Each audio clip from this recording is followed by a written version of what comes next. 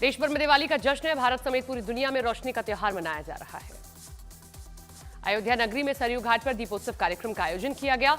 25,12,585 दीप जलाकर नया विश्व कीर्तिमान बनाया गया। अयोध्या में एक और नया कीर्तिमान रचा गया। एक साथ 1,121 लोगों ने सरयू आरती की है। अयोध्या में सीएम योगी आदित्यनाथ ने कहा कि अब बार बार अग्नि परीक्षा देने की जरूरत नहीं है और सनातन के रास्ते में आने वाले रोड़े अब जल्दी समाप्त होंगे। अयोध्या के बाद काशी और मथुरा की बारी है।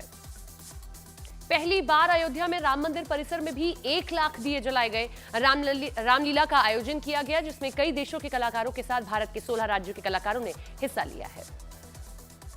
अयोध्या में सीएम योगी ने कहा कि दुर्दांत अपराधियों पर जब बजरंगबली की गदा चलती है तो ऐसे ही तड़पते हैं जैसे खर और दूषण मारे गए थे। प्रधानमंत्री नरेंद्र मोदी ने अयोध्या में दीपोत्सव को लेकर कहा, भगवान श्री राम के अपने भव्य मंदिर में विराजने के बाद ये पहली दीपावली है। 500 सालों के पश्चात ये पावन घड़ी राम भक्तों के अनगिनत बलिदान के बाद आई है। असम के तेजपुर पहुंचे रक्षा मंत्री राजनाथ सिंह। रक्षा मंत्री राजनाथ सिंह ने सैनिकों के साथ मनाई दिवाली। जम्मू कश्मीर के पुंछ में जवानों ने दिवाली मनाई। सीमा के पास जवानों ने दीप जलाए। बद्रीनाथ धाम में 1 नवंबर को दिवाली मनाई जाएगी। रंग बिरंगी लाइटों से भगवान बद्री विशाल का मंदिर सजाया गया है। दिल्ली एनसीआर में एयर क्वालिटी बहुत खराब श्रेणी में पहुंचा। कल शाम 7 बजे दिल्ली का एयर क्वालिटी इंडेक्स 307 दर्ज किया गया। तमिलनाडु का तिरुचिरापल्ली शहर रंग बिरंगी रोशनी से सराबोर दिखाई दिया। बाजारों में खरीदारी के लिए लोगों की भीड़ उमड़ी। पीएम मोदी के गुजरात दौरे का आज दूसरा दिन। PM Modi statue of unity पर पुष्पांजलि अर्पित करेंगे। सरदार वल्लभ भाई पटेल की जयंती के मौके पर राष्ट्रीय एकता दिवस समारोह मनाया जाएगा, जिसमें पीएम मोदी एकता दिवस की शपथ दिलाएंगे और एकता दिवस परेड देखेंगे। महाराष्ट्र में सभी उम्मीदवारों के ऐलान के बाद नहीं थम रहा है घमासान। कई सीटों पर एक ही गठबंधन के 1 से ज्यादा उम्मीदवार हैं। नवाब मलिक की उम्मीदवारी से महायुति में महासंग्राम मचा है।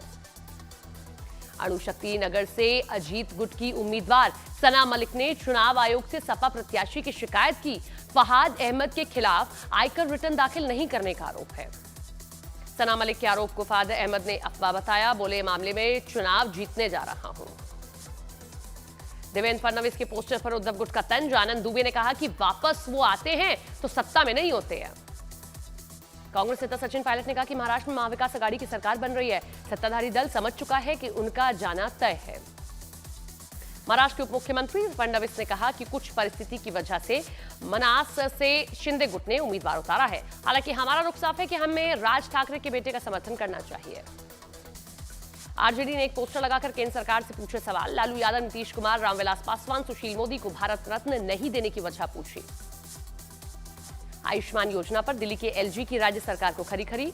स्वास्थ्य विभाग पर सीएजी रिपोर्ट को सालों से दबाकर बैठने का आरोप है। राजस्थान में अब गोधरा कांड के जिक्र वाला पाठ नहीं पढ़ाया जाएगा। सरकार ने गोधरा कांड के जिक्र वाली किताब वापस ली। सलमान खान को धमकी मामले में एक शख्स की गिरफ्तारी। वर्ली पुलिस ने बांद्रा ईस्ट निवासी आजम मोहम्मद मुस्तफा को गिरफ्तार किया। बटेंगे तो कटेंगे नारे पर सपा प्रमुख अखिलेश यादव का बयान। कहा, पीडीए की ताकत से घबराकर यह नारा दिया गया है। अखिलेश यादव के बयान पर केंद्रीय मंत्री गिरिराज सिंह ने पलटवार किया। कहा, मुलायम सिंह यादव की तरह अखिलेश भी हिंदुओं पर गोली चलाने का मौका तलाश रहे होंगे। यूपी के जौनपुर में एक अंतर्राष्ट्रीय खिलाड़ी की जमीन विवाद में हत्या। 2 आरोपियों को हिरासत में लेकर पुलिस मामले की जांच में जुटी। अखिलेश यादव ने जौनपुर की घटना के बाद प्रशासन पर हमला बोला। प्रशासन अगर जनता की सुनने लगे तो ऐसी घटनाएं नहीं होंगी। हिजबुल्लाह प्रमुख नाइम कासिम ने कहा कि वो युद्ध नहीं चाहते हैं, लेकिन अगर थोपा जाता है तो जवाब देने को तैयार है। इजरायल ने हिजबुल्लाह की सबसे घातक यूनिट राडवान के डिप्टी कमांडर को ढेर किया। मुस्तफा अहमद शाहदी की मौत से हिजबुल्लाह को भारी नुकसान है। इजरायल ने पूर्वी लेबनान के बालबेक में किया ताबड़तोड़ हमला। 1 घंटे में 30 से ज्यादा हमलों के बाद दहला है शहर। इजरायल की सेना ने दक्षिण लेबनान के होला शहर पर किया एयर स्ट्राइक। इजरायली हमलों की वजह से कई इमारतें नष्ट हुई। दक्षिण लेबनान में जेबचिट नाबित येहे पर हवाई हमले के बाद चारों ओर दिखी है तबाही। लेबनान के कामातिया में इजराइल का हमला। धमाके के बाद एक कार बना आग का गोला।